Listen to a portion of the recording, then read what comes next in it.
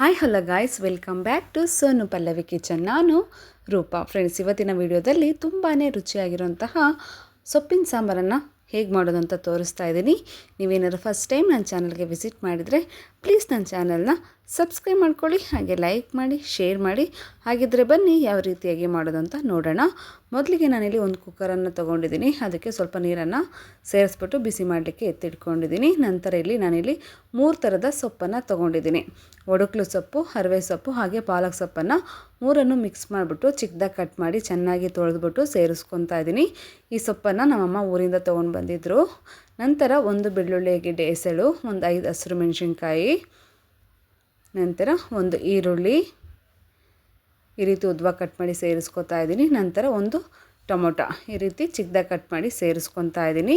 ನಂತರ ನಾನಿಲ್ಲಿ ಸುಮಾರು 4 ಥರದ ಕಾಳುಗಳನ್ನು ಸೇರಿಸ್ಕೊಂಡಿದ್ದೀನಿ. ಸ್ವಲ್ಪ ತೊಗರಿಬೇಳೆ, ಸ್ವಲ್ಪ ಮಸೂರು ದಾಲು, ಸ್ವಲ್ಪ ಅವರೆಬೇಳೆ, ಹಾಗೆ ಸ್ವಲ್ಪ ಹೆಸರುಗಳನ್ನು ಸೇರಿಸ್ಕೊತಾ ಇದ್ದೀನಿ. ತುಂಬಾ ರುಚಿಯಾಗಿರುತ್ತೆ. ಈ ರೀತಿ ಒಂದು ಸಲ ಟ್ರೈ ಮಾಡಿ. ಕಾಳುಗಳನ್ನು ಮಿಕ್ಸ್ ಮಾಡಿ ಸೊಪ್ಪು ಜೊತೆ ಸೇರಿಸ್ಕೊಂಡ್ರೆ ಸಾಂಬಾರು ತುಂಬಾ ಟೇಸ್ಟಿಯಾಗಿ ಬರುತ್ತೆ.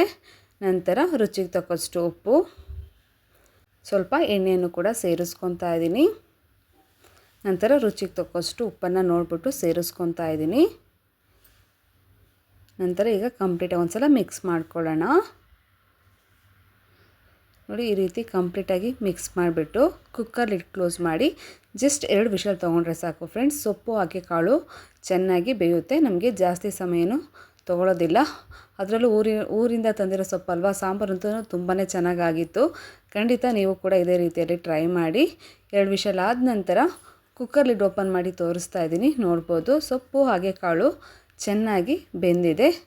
ಈಗ ನಾನು ಚೆನ್ನಾಗಿ ಮಿಕ್ಸ್ ಮಾಡ್ಕೊತಾ ಇದ್ದೀನಿ. ಫ್ರೆಂಡ್ಸ್, ಹಾಗೆ ಎಲ್ಲರೂ ವಿಡಿಯೋನ ನೋಡ್ತಾ ಇದ್ದೀರಾ, ಆದರೆ ಸಬ್ಸ್ಕ್ರೈಬ್ ಆಗೋದನ್ನು ಮರಿತಾ ಇದ್ದೀರಾ. ದಯವಿಟ್ಟು ವಿಡಿಯೋ ನೋಡೋ ಪ್ರತಿಯೊಬ್ಬರು ಕೂಡ ನನ್ನ ಚಾನಲ್ನ ಸಬ್ಸ್ಕ್ರೈಬ್ ಮಾಡ್ಕೊಳ್ಳಿ ಫ್ರೆಂಡ್ಸ್.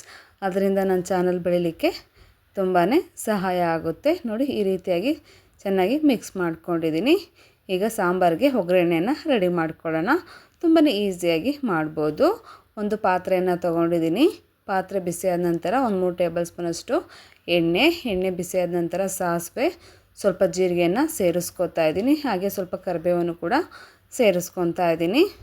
ನಂತರ ಮೊದಲಿಗೆ ಒಂದು ಸೌಟ್ ಸಾಂಬಾರನ್ನು ಸೇರಿಸಿ ನಂತರ ಕುಕ್ಕರ್ ಇರೋ ಸಾಂಬಾರೆಲ್ಲ ಸೇರಿಸ್ಕೊತಾ ಇದ್ದೀನಿ. ನಾನಿಲ್ಲಿ ಮುದ್ದೆ ಹಾಗೆ ಅನ್ನದ ಜೊತೆ ಉಪಯೋಗಿಸ್ತಾ ಇದ್ದೀನಿ.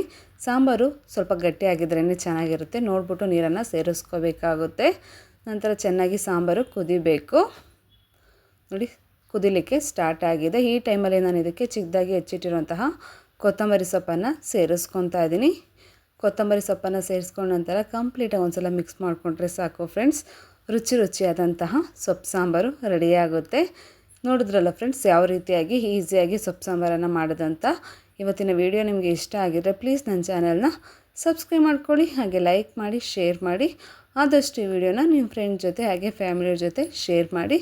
ಮತ್ತೆ ಒಂದು ಹೊಸ ವಿಡಿಯೋದಲ್ಲಿ ಸಿಗೋಣ. ಅಲ್ಲಿವರೆಗೂ ಎಲ್ರಿಗೂ ಕೂಡ ಧನ್ಯವಾದಗಳು.